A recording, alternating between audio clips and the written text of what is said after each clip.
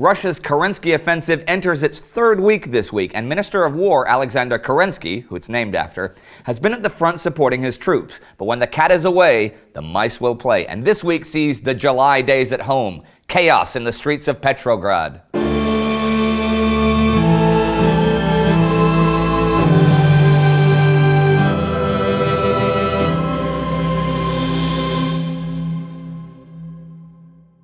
I'm Indy Nidell. Welcome to the Great War. Last week, that Russian army steamroller continued its advance in the southeast. The British sent a women's auxiliary corps to France. Lawrence of Arabia planned new attacks in the Middle East. A British battleship exploded at sea, and mustard gas made its appearance on the battlefield. Here's what followed. The Russian steamroller began to run out of steam. After 2 weeks of gains, enemy resistance begins to stiffen in Galicia on the 15th, and indeed, Russian forces begin to withdraw the following day. It was not until the 19th, though, that the big German counterattack really began. But it began with a vengeance. 9 German and 2 Austro-Hungarian divisions broke through the Russian lines on a 20-kilometer front and took 6,000 prisoners. And as the week drew to a close, the breach in the Russian lines grew larger. You know something? From just the last 2 weeks, Russia had a new hero in the person of General Lav Kornilov, as it was his units that had advanced the furthest. He had actually been one of the officers captured at Przemysl when it fell 2 years ago. But he'd made a daring escape. He had served well last year under General Alexei Brusilov during the summer offensive. And since then, until this offensive, had been a corps commander in charge of the Petrograd district. And there was big trouble there this week. By this time, the unclean sewers had created a real health hazard, not to mention an overwhelming smell. Dysentery and cholera broke out, and warnings were posted everywhere not to eat fresh fruits and vegetables unless they had been washed in sterilized water. Food shortages continued, and there had been a resurgence of big anti-war demonstrations, many encouraged by Vladimir Lenin, Leon Trotsky, and their Bolsheviks.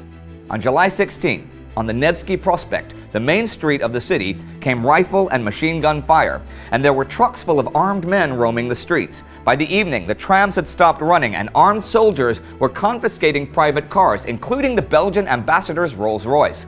The streets were swarming with people, and rioting and looting broke out. The U.S. Embassy estimated that around 70,000 armed workers and soldiers ran the city that night, and many people were killed or wounded in the streets. Much of the soldiers were dissident units of the Petrograd garrison, who objected to being sent to the front, though that order had actually been given just to get them out of the capital. Bessie Beatty, California journalist, wrote the next day the Bolsheviks were taking over the city. Indeed, the Bolshevik-led protesters numbered a lot more that day than the day before. And they were backed by several thousand politically agitated and armed sailors who'd arrived from Kronstadt Naval Base, where they had had an uprising of their own in May.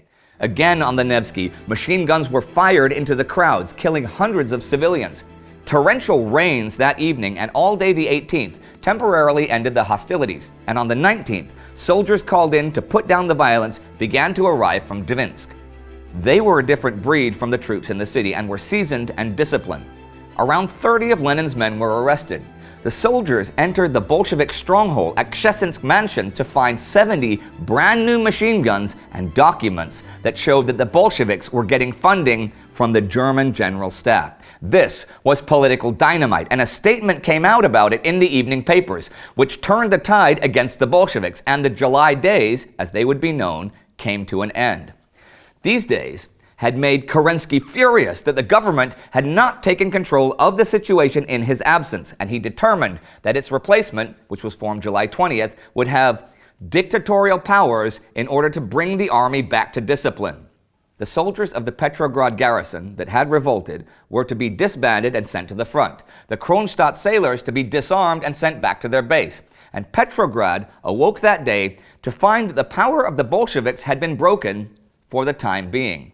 Warrants were issued for the arrest of Lenin, Trotsky, and the other Bolshevik leaders. Trotsky was caught, but Lenin escaped to safety in Helsinki. Photographer Donald Thompson, present at the July days, had this to say. That Lenin who escaped and his Confederate Trotsky, who was a hash slinger in New York a few months ago, have done more to ruin Russia than any two men I know of in history. It wasn't just Russian demonstrators who were turning against the war, though. On the 19th, the German Reichstag, that had been recalled in order to vote more money for prosecuting the war, demanded that when peace came, it would be a peace without annexations. A peace resolution, July 19th, was passed 212 to 126, and it urged the government to work for peace. New Chancellor Michaelis, the mouthpiece of the Army General Staff, said Germany would do no such thing. I do not consider that a body like the Reichstag is a fit one to decide about peace and war on its own initiative during the war, he said dismissively. And another government was giving the okay for more war this week. It had to do with the coming British offensive in Flanders. The preliminary artillery barrage for that was already in action, though there was still the big question of whether British Commander Sir Douglas Haig was trying anything different from what they'd been trying the past 3 years. Prime Minister David Lloyd George and new Minister of Munitions Winston Churchill thought not. French Generals Foch and Pétain thought not. Haig, though, felt justified by the enormity of his resources.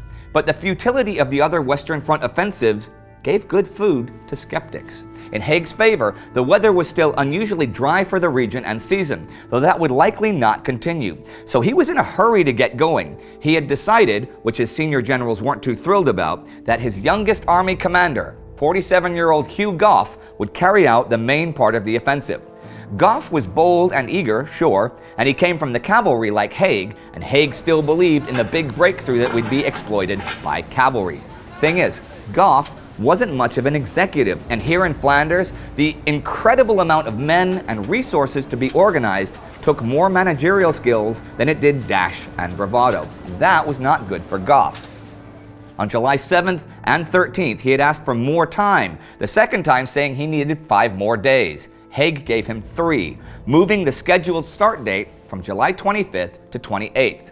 On the 17th, fog turned up to further complicate things, so the date was pushed back to the 31st. Haig was very well aware that rain would turn the battlefield into an enormous swamp, and he was anxious. But he still had not been given the green light by the British War Policy Committee for attacking, only planning. But finally, on July 20th, they told him he was free to proceed with the attack. There was a group of people making plans for a future government happening as well.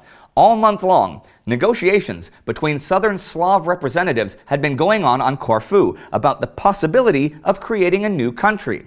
They assume that Austria-Hungary will disintegrate and Serbia will regain its independence. On July 20th, the Pact of Corfu planned a post-war union of Serbs, Croats, and Slovenes as a parliamentary monarchy under the Serbian royal family. Minority rights would be guaranteed. There would be universal suffrage and an elected assembly. There was, though, a bunch of conflict between Serbs who wanted Belgrade to run the show and Croats who wanted a Yugoslavia rather than a Greater Serbia. That conflict remained unresolved. And here are a few notes to end the week. On July 16th, there was a mutiny among the French troops on the Salonika front. Their demand was for the right to go home on leave. 300 got new leave, 90 were arrested. On the 15th, Arthur Zimmermann, author of the infamous Zimmermann telegram earlier this year, resigned. And on the 17th, the British Royal House officially changed its name from Saxe-Coburg and Gotha to Windsor. This was because of popular anti-German sentiment, and the royal family did not want to advertise its German ancestry. And the week ends with the Russians retreating in the east, plans for a Yugoslavia in the south, and the British offensive in the west being delayed, even as the barrage is in force, and chaos in Petrograd with Lenin forced to flee. So that's the last we'll see of Lenin, I suppose. I mean, taking money and weaponry from an enemy power in time of war and using those resources against your own people, that is treason any way you look at it, right? And that's not something you just get a do-over for. Although, Russia is in such chaos, uncertainty, and turmoil that it's anybody's guess what's going to happen next. Maybe we will see that guy again. If you want to learn more about Russia before the revolution, you can click right here to watch our special episode about that. Our Patreon supporter of the week is Casey. Support us on Patreon so we can produce more maps and more animations to tickle your inner armchair general. Do not forget to subscribe. See you next time.